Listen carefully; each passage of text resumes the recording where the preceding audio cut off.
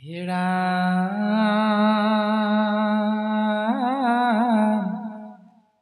ইহাতে আমাৰ মিলিল মহাভাগ তুমি হেন মহন্তক পাইলো ভাগ্যে লাগ। আজি গুৰুৰ কৃপাত শুকদেৱৰ কৃপাৰ বশত আমাৰ মহান ভাগ্য উদয় হ'ল। সেই মহামানী উগ্ৰশ্ৰৱা সুত তোমাৰ নিচিনা এজন মহামহন্তক আমি দৰ্শন পালো। তোমাৰ নিচিনা এজন মহামহন্তৰ পদ্ম মুখখনতে আমি কৃষ্ণ কথা শুনাৰ সৌভাগ্যৱন্ত হ'বলৈ আগবাঢ়িছো। গতিকে তুমি আমাক এই মহান ভাগ্য উদয় হোৱাৰ পৰা তুমি আমাক আঁতৰাই নপঠাবা। যত স্বৰ্গ সুখ যিটো মুখ সুখ মূল ভকতৰ সংগৰ অল্প কোনো তুল।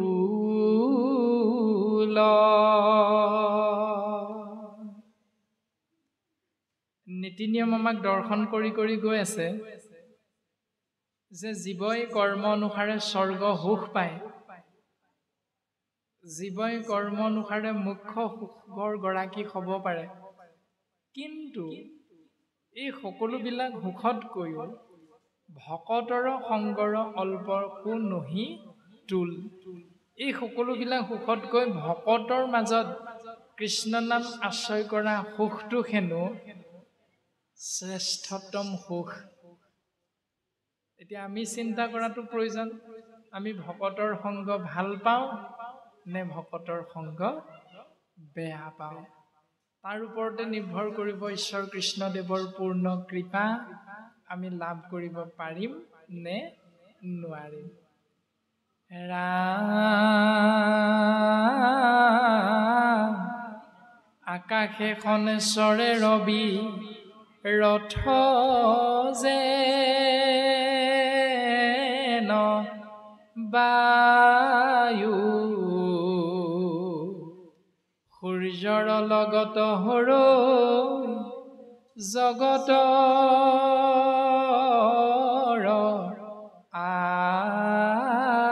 আয়ু। আকাশে সঞ্চৰে ৰবি ৰথ যেন বায়ু। আকাশ মাৰ্গত ৰবি মানে সূৰ্য। আকাশ মাৰ্গত সূৰ্য দেৱতাই পূবফালে পুৱাৰ ভাগতে উদয় হয় আৰু গৈ গৈ পশ্চিম দিগন্তত মাৰ যায়। আকাশে সঞ্চৰে ৰবি ৰথ যেন বায়ু। আকাশ মাৰ্গত সূৰ্য দেৱতাৰ ৰথখন পূব দিগন্তত উদয় হয়, পশ্চিমত মাৰ যায়। এই মাজৰ সময়খিনিত আমাক যদি কোনোবাই সোধে বোলে ভাইটি, ককাইদেউ, দদাইদেউ, বৰদেউতা আদি আদি সম্বোধন কৰি বোলে আপোনাৰনো বৰ্তমান বাৰু বয়সটো কিমান হৈছে, তেতিয়া আমি প্ৰত্যেকেই কি বুলি ক'ম বয়স অনুপাতে। আজি যদি শনিবাৰ, তেতিয়াহ'লে এই শনিবাৰলৈকে ভাদৰ আজি 6 তাৰিখ, অসমীয়া লেখেৰে যদি আমাৰ হিচাপটো থাকে তেতিয়াহ'লে কোনোৱে কম আমি যে 20 বছৰ 6 মাহ 6 দিন। কালিলৈ দেওবাৰ হ'ব আৰু কালিলৈ যদি আমাক সোধে কিমান দিন কিমান বয়স, 20 বছৰ 6 মাহ 7 দিন বুলি ক'ম। তাৰমানে সূৰ্যৰ লগত জীৱৰ আয়ুসটোক গণনা কৰা হয়। শাস্ত্ৰই এই কথাটোকে কৈছে, আকাশে সঞ্চৰে ৰবি ৰথ যেন বায়ু, সূৰ্যৰ লগত হৰৈ জগতৰ আয়ু। জীৱৰ আয়ুসবিলাক গণনা হয়। সূৰ্য দেৱতাৰ ৰথখনত বায়ুক কেন্দ্ৰ কৰি আকাশ মাৰ্গত যেনেকৈ পূবৰ পৰা পশ্চিমলৈ গতি কৰে, ঠিক সেইখিনি সময়তে জীৱৰ আয়ুস ৰেখাটো গণনা কৰা হয়। একক্ষণ মানে যিটো শুনৈ কৃষ্ণ কথা, তাৰ বিনে আৱৰ জীৱন যাই বৃথা। সেই গণনা কৰা সময়খিনিৰ ভিতৰত একক্ষণ, এক মুহূৰ্তৰ বাবে যিজনে শুনে কৃষ্ণ কথা, সেইখিনি সময়ৰ ভিতৰত যিজনে এক মুহূৰ্তৰ বাবে কৃষ্ণ কথা শুনে, তাৰ বিনে আৱৰ জীৱন যায় বৃথা। সেই 1 মিনিট সময় কৃষ্ণ কথা যে শুনিলো, সেই 1 মিনিট সময়কণৰ বাহিৰে আপোনাৰ মোৰ গোটেই 20 বছৰ দিনটো এনে পঠিয়ালো বুলি শাস্ত্ৰই আমাক ককৰ্থনা কৰিছে, ইটিকিং কৰিছে। দিনটোৰ ভিতৰত কৃষ্ণ কথা 5 মিনিট যদি শুনিছো, ভগৱন্তৰ কৃপা লাভ কৰিব পাৰিম সেই 5 মিনিট। বাকী 24 ঘণ্টাৰ 23 ঘণ্টা 55 মিনিট যদি কেৱল গাঁৱলীয়া শাক খোৱা, ভাত খোৱা, এইবিলাক কথাৰ মাজতেই অতিবাহিত কৰি থাকিলো, তেতিয়াহ'লে জীৱৰ মংগল নহয়। যিখিনি সময় কৃষ্ণ কথা শুনিলো, একক্ষণ মানে যিটো শুনৈ কৃষ্ণ কথা, তাৰ বিনে সেই সময়কণৰ বাহিৰে আৱৰ জীৱন যায় বৃথা। সেইখিনি বৃথা সময় বুলি কৈছে। ৰাম কৃষ্ণ তৱৰি পিয়াই আমি কৰো কৰ্ম যত, তাতো নানা বিঘিনি আছে জানিলো মনত। এতেকে পিয়ায়ো কৃষ্ণ চৰিত্ৰ অমৃত, শ্ৰৱণ মাত্ৰকে যেন কৃত কৃত্য। শৌনক নামৰ ঋষিজনে সুতগুৰুৰ চৰণত সেৱা নিবেদন কৰি কৈছে, হে গুৰুদেৱ, কৃষ্ণত অৰ্পিয়া আমি কৰো কৰ্ম যত, তাতো নানান বিঘিনি আছে জানিলো মনত। আমি কৃষ্ণদেৱত অৰ্পণ কৰিয়ে 1000 বছৰ জোৰা যজ্ঞটো আৰম্ভ কৰিছিলো, কিন্তু আজিহে বুজি পাইছো কৃষ্ণত অৰ্পণ কৰিলেও কৰ্মত নানান প্ৰকাৰে বিঘিনিবিলাক হয়। গতিকে আমাক তুমি উদ্ধাৰ কৰা, আমাক তুমি কৃপা কৰা। এতিয়া বাস্তৱ সন্মত এই সংসাৰখনত আমি য'ত অৱস্থান কৰি আছো, ইয়াত এক দেৱ এক সেৱ একত বিনে বাহিৰে আমি কিমান নীতি নিয়ম পালন কৰো। 33 কোটি দেৱ দেৱতাৰ যিকোনো এজনক আমি বিভিন্ন ধৰণে বিভিন্ন সময়ত প্ৰত্যেকজনে আমি মংগলৰ অৰ্থে সেৱা নিবেদন কৰিছো। আজি বোলে শিৱৰাত্ৰি, কালিলৈ বোলে বিশ্বকৰ্মা, পৰহিলৈ বোলে সৰস্বতী পূজা, আকৌ দুৰ্গা পূজা, আকৌ গণেশ পূজা আদি বিভিন্ন ধৰণে দেৱ দেৱতাৰ পূজা কৰা নিয়ম আমাৰ সংসাৰত সাম্প্ৰতিক সময়ত চলি আছে। এই যে কৰ্মবোৰ কৰো, আই পূজা, বসন্ত ৰোগ ওলালে আই নামৰ কিবা ভাগ অৰ্পণ কৰি দিয়া, প্ৰত্যেকটো কৰ্মতে আমি ঈশ্বৰক কৃষ্ণদেৱৰ নাম আশ্ৰয় কৰি আমি কৰ্মটো কৰো। কোনোবাই কৃষ্ণক আশ্ৰয় নকৰি কৰ্ম কৰো নেকি? কোনেও নকৰো। শিৱ মন্দিৰ এটাত সোমাই যাওঁতো কৃষ্ণ বুলি কৈ সোমাই যাওঁ। দুৰ্গা পূজা মন্দিৰলৈ পূজা চাবলৈ গ'লেও কৃষ্ণ বুলি কৈয়ে সোমাই যাওঁ। মুঠতে প্ৰত্যেক ক্ষেত্ৰতে আমি কৃষ্ণ বুলি কৈয়ে আগবাঢ়ো। কিন্তু শাস্ত্ৰত ক'লে কৃষ্ণত অৰ্পিয়া আমি কৰো কৰ্ম যত, তাতো নানা বিঘিনি আছে জানিলো মনত।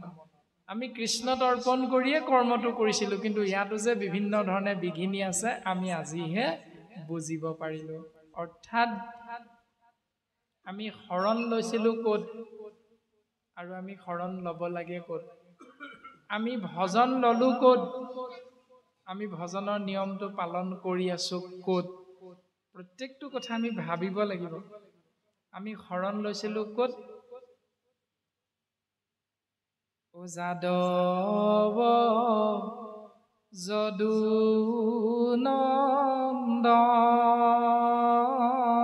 যদুনন্দন মাধৱ মধুসূদন তুমি নিত্য নিৰঞ্জন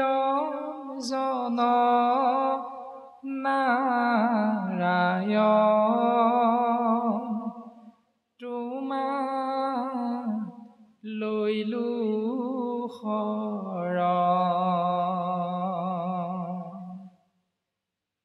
ইবাৰ কৰোণাময় হৰি কমলাপতি মোৰে নচাৰিবা নাৰায়ণ অৰুণ চৰণতলে হৰি কমলাপতি সৈতে সৈতে পখিলো শৰণ হৰি চৰণ শৰণ লৈলো হৰি নাৰায়ণ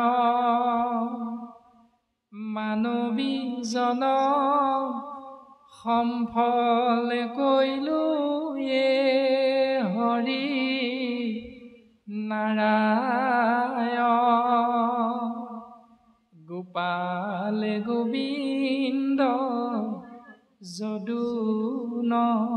যদুনন্দন কৃষ্ণৰ চৰণে লৈলো শৰণ ৰাঘৱৰ অভয় চৰণে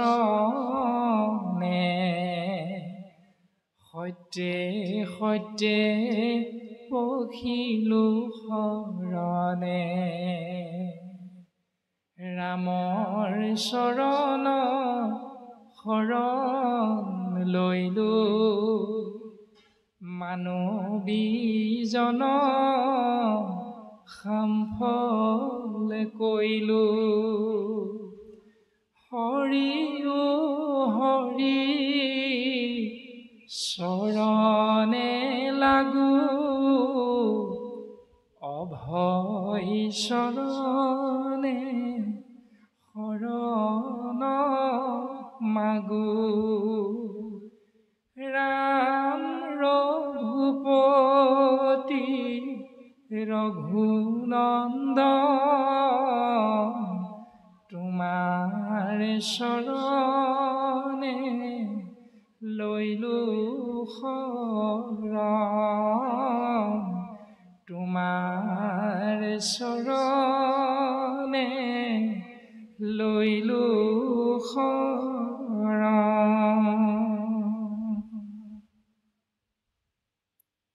আমি শৰণ ললো ক'ত? তাত ৰাঘৱৰ অভয় চৰণত ৰামৰ অভয় চৰণত গোপাল গোবিন্দ যদুনন্দন কৃষ্ণৰ চৰণত তুমি নিত্য নিৰঞ্জন নাৰায়ণ তোমাতে লৈলো শৰণ তাৰমানে আমি এক শৰণীয়া এক ঈশ্বৰৰ চৰণত শৰণ লৈছো এতিয়া সেইজনাৰ চৰণত শৰণ লৈ অভয় চৰণত শৰণ লৈছো জীৱন সফল কৰিবৰ নিমিত্তে আৰু তেওঁৰ চৰণেই হ'ল অভয় চৰণ গতিকে সেই অভয় চৰণত শৰণ লোৱাৰ পাছতো আমি যে বিভিন্ন ৩৩ কোটি দেৱ দেৱতাৰ সেৱা কৰোঁ পূজা কৰোঁ এই নিয়মবিলাক যে পালন কৰি থাকোঁ তাৰমানে আমি অভয় চৰণত শৰণ লোৱাটো আমাৰ সুদৃঢ় বিশ্বাসটো নাই হোৱা সেইকাৰণেহে আমি বিভিন্ন সময়ত বিভিন্ন নীতি নিয়ম পালন কৰি জীৱন অতিবাহিত কৰি থাকো গুৰুজনাই কীৰ্তন গ্ৰন্থত লিখিছে আপোনাসবে জানে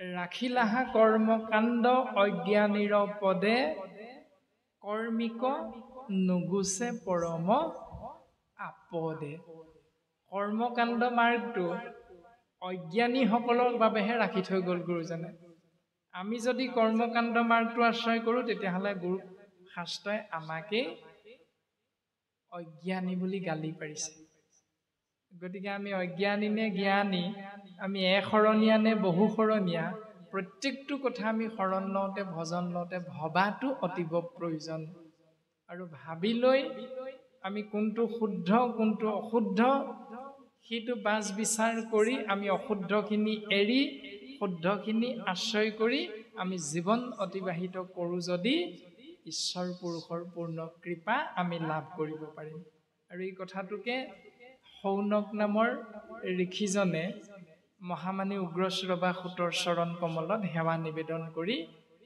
প্ৰকাশ কৰিছে এতেকে প্ৰিয়ায়ো কৃষ্ণ চৰিত্ৰ অমৃত শ্ৰৱণ মাত্ৰকে যেন হওঁ কৃতকৃত্য শেষ উগ্ৰশ্ৰৱা সুত গুৰুদেৱ তুমি আমাক কৃপা কৰি কৃষ্ণ কথা শ্ৰৱণ কৰোৱা আৰু আমি যেন ধন্য ধন্য হৈ যাব পাৰো জাগ যুগ যজ্ঞ কৰি দুখ পাইলো মাত্ৰ আবে কহিও কমহাভাগৱত শাস্ত্ৰ আমি যাগ যজ্ঞ পূজা পাতল দান দক্ষিণা ঢেৰ কৰিছিলো নহয় এইখিনি কৰি কৰি আমি কেৱল দুখহে পালো এই দুখৰ পৰা পৰিত্ৰাণ পোৱাৰ হেনো একমাত্ৰ উপায়টো ভাগৱত প্ৰমাণ অভিশপ্ত হৈও পৰীক্ষিত নামৰ জীৱাত্মাই মুখ্য প্ৰাপ্তি লাভ কৰিলে গতিকে আমিও যেন সেই বাটেৰে আগবাঢ়িব পাৰো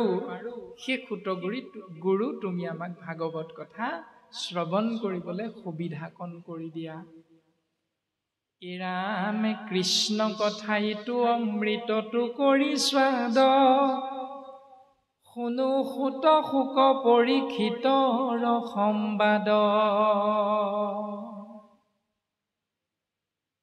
যাৰ ঘোঁৰা চলে আতি আকাশৰ পথে সসাগৰা পৃথিৱী জিনিলা একে ৰথে জম্বুদ্বীপপতি পৰীক্ষিত মহাবীৰ তৰুণ কালতে কেনে তেজিলা শৰীৰ ভৃত্য যেন খাতে পৃথিৱীৰ ৰাজা যত কৃষ্ণত ভকত তেন্তে মহাভাগৱত হৰিস্মৰি জিমতে কৰিলা তনু ত্যাগ